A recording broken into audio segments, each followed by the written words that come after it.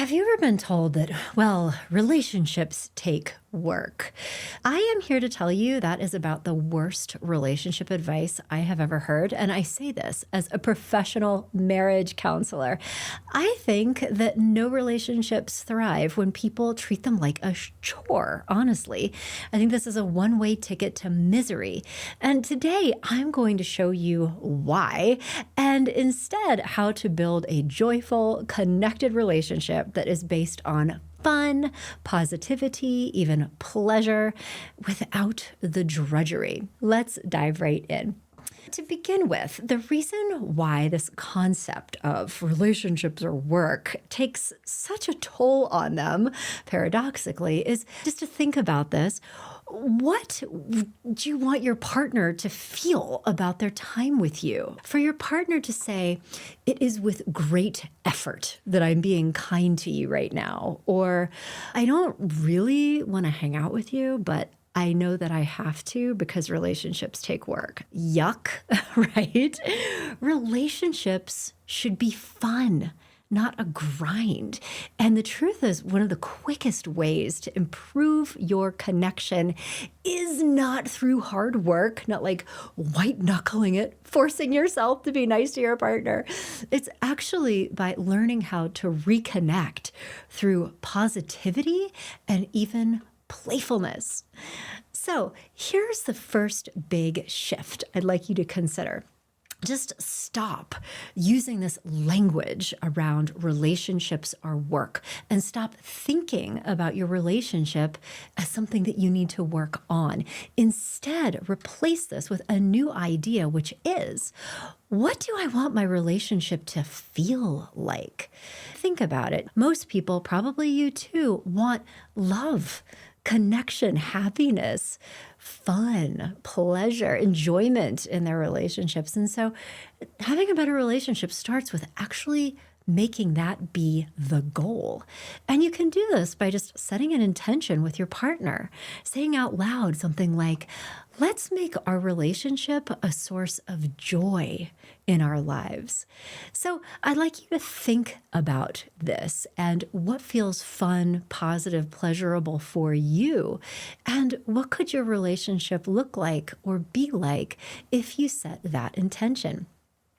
Now, the next step here is to intentionally bring the fun back into your shared life together. Let's be honest, when was the last time you and your partner just had fun together or laughed about something? If things start to feel like an endless to-do list, it is time to hit pause and really just focus on being friends. So laugh together, share silly stories, or maybe even flirt a little bit. Remember, what made you fall in love in the first place probably wasn't going to Costco or figuring out when we're going to get the cars washed. It needs to be fun. And that also means that you need to be thinking about the energy that you are putting into this. So now it's time for a little bit of self-reflection. Are you being the person that you want to be in this relationship? What is it like to hang out with you? Are you being positive, fun, enjoyable, emotionally safe, even supportive? Or are you bringing negativity into the situation? Now, I don't want you to work on your relationship. I don't want you to even think about your relationship as being work. But what I do want you to think about is, how do you work on yourself? That is incredibly valuable. And what this means is thinking about not just who you are now, but who you want to be. And then how do you show up as the best version of you, right? The one that your partner loves spending time with, the one that feels good for you. And this can start with the way that you take care of yourself. Are you rested? Are you energized? Are you eating well? Are you getting enough sleep? Is there margin in your life for fun and for pleasure? Or, as often happens in adulthood, have you gotten a little bit disconnected from what even feels fun or positive or pleasurable from you anymore? And then the other thing I would love you to think about is how is that showing up in your communication? Specifically, if you and your partner have not been having a good time together lately, that often manifests as negative, tense, even hostile sometimes communication. And that needs to be corrected because you need to be able to even talk about the positive intentions. If you can't sit down with your partner and say, I would like us to just have more fun together again without them taking that personally or having a negative response to your saying that, you have to correct your communication. And so to help you with this, I put together a free, totally free, 2-part mini workshop, like 2 video lessons with me where I talk you through the basics of emotionally safe communication, how to speak to your partner in a way that they can hear, to begin to build some of these skills. It comes like with a workbook, activities that you can do together, homework assignments, and you can grab that totally for free right this very second on my website, growingself.com/communication. Be working on that for yourself, right? But then the next thing to have a better relationship without working on it is to focus on what's good. So here's a quick hack. Whatever you focus on grows, and it's very easy to zero in on your partner's flaws or on all the problems in your relationship, and that makes you feel bad. That is not fun, and it drags down the energy, right? And it's also true that all relationships have a significant amount of unsolvable problems. Good relationships, healthy relationships have unsolvable problems, things that will never change. And you can have a phenomenal relationship anyway by focusing on the positive aspects of your relationship. So just challenge yourself right now. Like, what are things that you admire about your partner, love about them, appreciate about them? What makes them amazing? And also when you think about the space in between the two of you, what is working well? So when you focus on this and maybe even say that out loud, that kind of appreciation, gratitude, positivity can go a long way in creating a happier, stronger relationship. And it is not hard. It does not feel like work. In fact, it's usually a lot of fun to be like, thank you for doing that. That was awesome. Or my favorite thing about you is, let me tell you. And be like, oh yeah, what? It's so much fun. It's not work. And you can do that today. Additionally, I would like to encourage you to think about how you can add pleasure back into your relationship. Because here's the deal. Relationships should feel good. They should be enjoyable. That's the point, right? Emotionally, mentally, yes, even physically. And if your time together does not feel pleasurable, it's time to ask, what do we need to do to make this more fun? And think about what feels fun for you, but also ask your partner what feels fun for them. And do not make this about your partner. You need to be more fun for me to be thinking about. Instead, what can you be doing to take the responsibility for being a fun person in your relationship and also being aligned and attuned to your partner, because your partner might have a different definition of fun. And that is also okay. The goal here is not to try to make each other conform to your vision of perfection or whatever it is. It is to operate with love, meaning that their way of being, their perspective, their needs, rights, and feelings are valid and important. And it is absolutely okay for them to have fun, for you to have fun. Sometimes you do this separately. Sometimes you do it together just to share the experience with each other. And it's okay. But think about what that might mean for you. We were just talking about love, and that is another very important part of this. If you want to stop working on a relationship, what you need to do instead is start operating with love. Now, let's talk about love for a sec. I don't think that love is about doing something that feels really hard.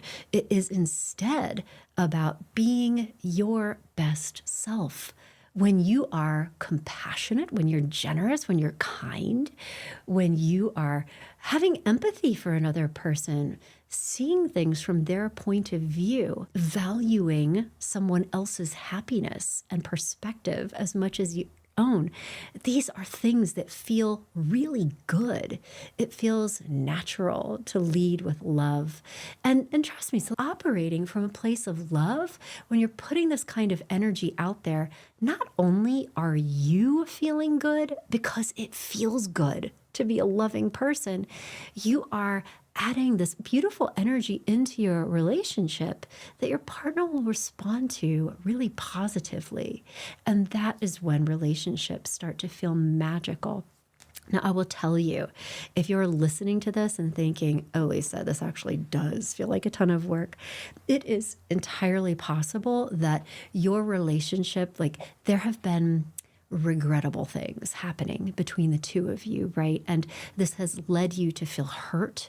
It has led you to feel resentful. Perhaps you feel like you are being wounded or even victimized by your partner. And certainly there is such a thing as abusive relationships, violent relationships. That is a different animal. But if we're talking about garden variety relational distress, it's going to be really important to be thinking about where that resentment is coming from and not just fixating on the problems that are leading to that resentment, but to be thinking about the strengths of your relationship, the positive qualities of your relationship, the moments when you do feel loved, appreciated, connected, like you are having a good time with your partner, enjoying their company, feeling like you are being a fun, enjoyable, loving person in the relationship, and doing some thinking about what are the changes that you need to make as an individual or as a couple to be building more of the positivity and the fun.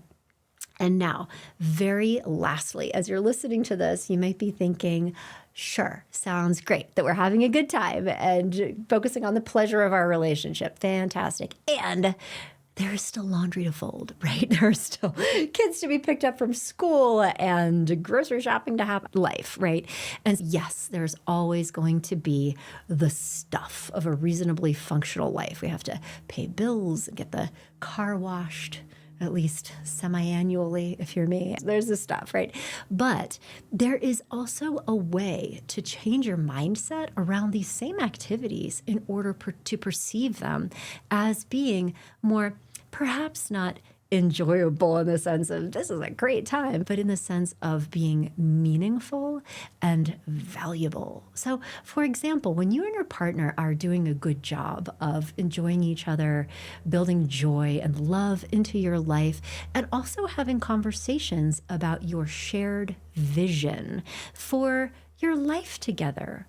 What is the mission that we are on together? What is it that we are trying to create for ourselves, for our future, for our children, perhaps, if you're a parent? And then you can think about things that are boring, just to be boring, bill paying, cooking dinners, doing all the schlepping of the kids. You can tie it into a higher purpose.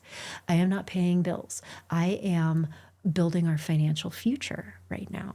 I am not just driving my kid to ballet lessons. I am creating an adult who has a deeply felt sense that they are loved and valued and important because their parents got them to ballet lessons on time, like whatever it was. But to be able to have a shared vision for your life together, and then to be able to do this with your partner. Perhaps they're doing different things, right? You can be in charge of one or more aspects of your life. The division of labor is real, like they can be doing other things, but that you are co-creating your ultimate goal for your shared life together and attaching this larger meaning to mundane things can also just bring back the positivity, the connection, and even some of the joy. It's about perspective. So the bottom line is that relationships are not meant to feel like work.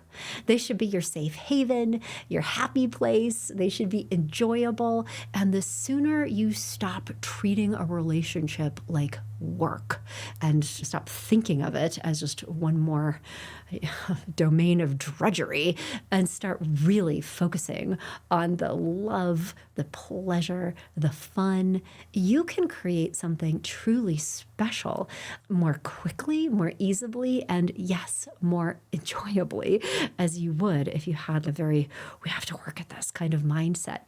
If you want to keep this energy going, if this was helpful, I have a couple of free resources for you. You can check out my totally free Communication That Connects training that I mentioned. It's at growingself.com/communication. It will jumpstart the emotional safety and positivity that's happening in your communication right now. And as you were listening to this video, you also heard me talking about some of the ways in which we all have to work on ourselves in order to have a good relationship. And this is very valuable work. I did a deep dive into this, the work that we all have to do, but also the things that we can accidentally and unintentionally do that will harm our relationship so that you have more visibility into what not to do. And so I encourage you to check out the next video, which is 12 ways to destroy a perfectly good relationship with confidence and style so that you can be learning about what will actually tank a relationship so that you can be thinking about, oh, am I doing that? No, I need to stop that. We're all vulnerable to it, right? I do half of them too. But it's not to be perfect. It's not to never do these things. It's to try to be learning and growing and evolving into the kind of person who can have the healthy, fun, positive, pleasurable relationship that you really want and deserve. So I hope that these ideas were helpful for you today. Again, I'm Dr. Lisa Marie Bobby. I'm a marriage and family therapist. I'm the founder of Growing Self Counseling and Coaching. So many resources available for you. You can come to my website. And if you're thinking that you'd like to get involved in some couples counseling or relationship coaching, you can always follow up and request a free consultation to talk more about what's going on in your relationship and how we can help. All right, take care.